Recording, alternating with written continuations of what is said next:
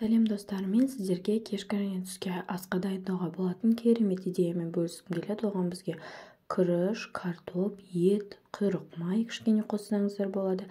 Сәбіз, 2 пияз, соевый соус, менде осындай, томатная паста, томат, бір тұз және де приправамыз, дәмдеушіміз керек болады. Дәмдеушісіз істесеңіздер де болады. Бірінші сәбізімізді әдемілеп турап аламыз.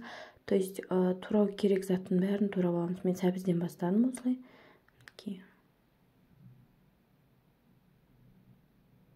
Одан кейін картопымды турап алдым. Үлкен-үлкен қылып.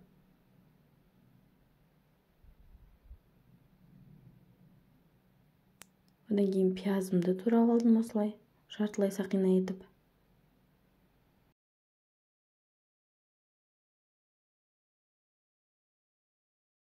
Одан кейін сарымсақты, чеснокты осылай майдалап сақтап тұрып тураймыз.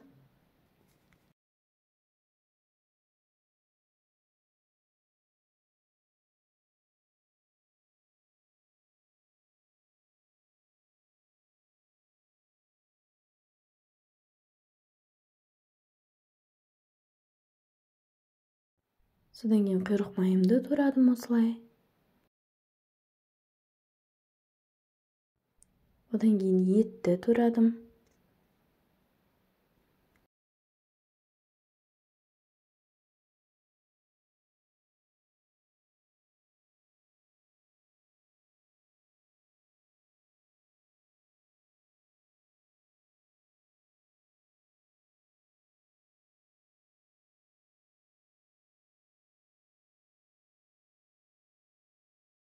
Осылай ұсақтап, әдемілеп туралап аламыз.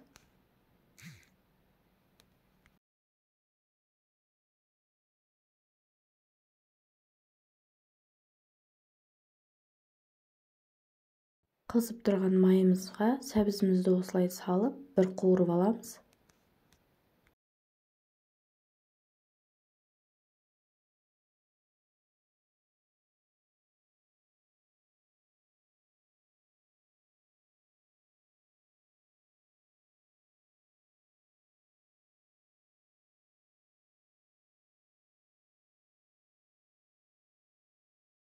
Содан кейін дәл осы майымызға қызып тұрған кезде картопымызды салып, тоже қуырып аламыз.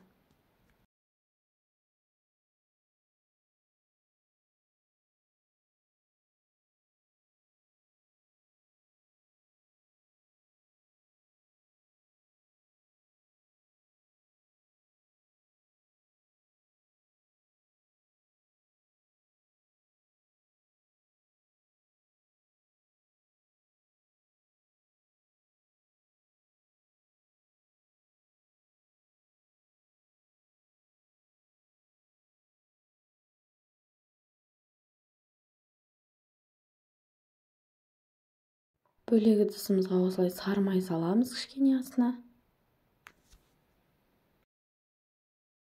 Сары майымызды әдемілеп ерітіп, үстінен жуылған күрішімізді саламыз. Осылай майымызға әдемілеп қуырамыз.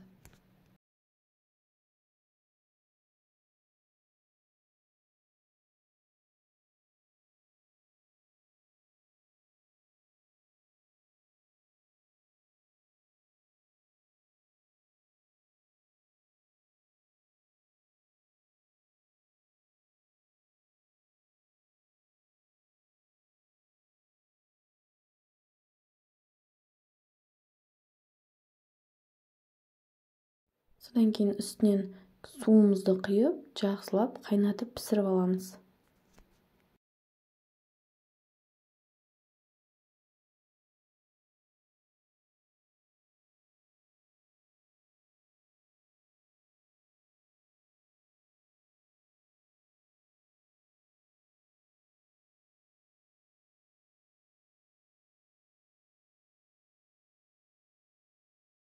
Енді қазанымызға кішкене майымызды құйып, қызғаннан кейін үстінен чесногымызды салып, пиязымызды салып, әдемілеп араластырып, пісіріп аламыз, қуырып.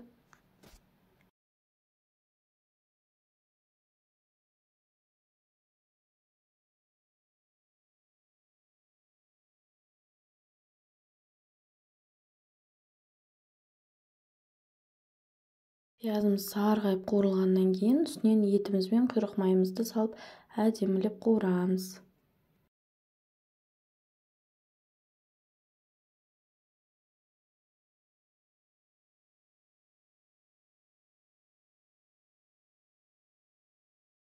Үстінен осылай тұзымызды саламыз.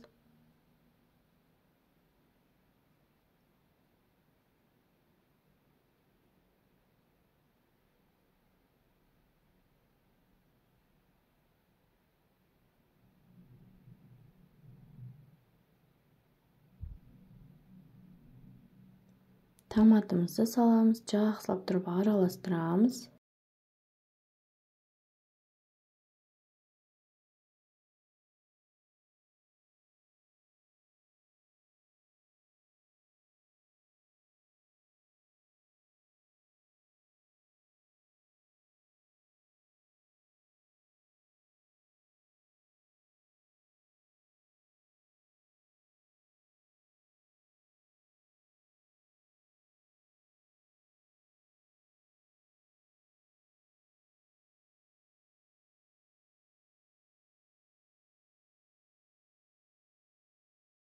Содан кейін үстінен соевый соусты құямыз. Соевый соус жоқ болса, қоспай қойсаңыздар да болады. Мен соямен жақсы көремін, сондықтан көбінесе қосамын. Содан кейін үстінен дәмдеуішті саламыз. Дәмдеуіш болмаса, тоже қоспай қойсаңыздар болады, немесе қарабұрыш салсаңыздар да болады. Мен өзі 12 овощей дәмдеуішін көп тамақтарыма қосамын, өзімізге ұнайды.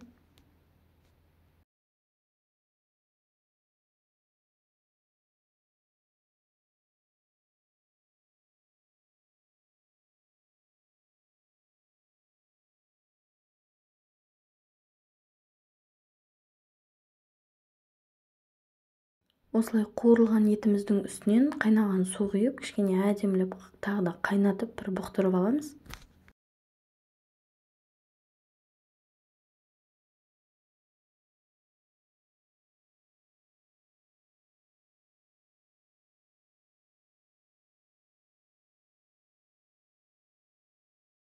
Содан кейін бағана қуырған сәбізімізді, картопымызды саламыз осылай.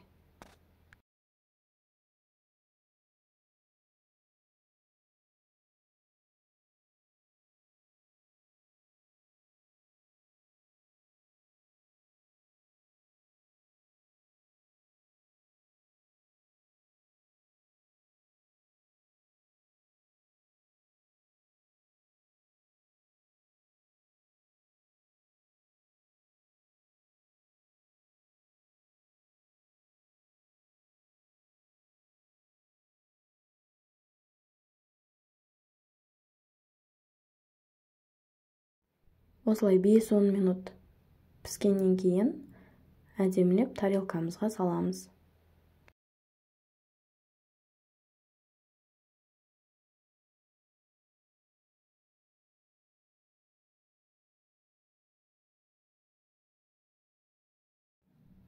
Және гарнирге менде күріш болды. Өздеріңізге ұнайтын формада осылай әдемілеп ұсынсаңыздар болады. Астарыңыз дәмді болсын, лайк басып, комментарий жазуды ұмытпаңыздар.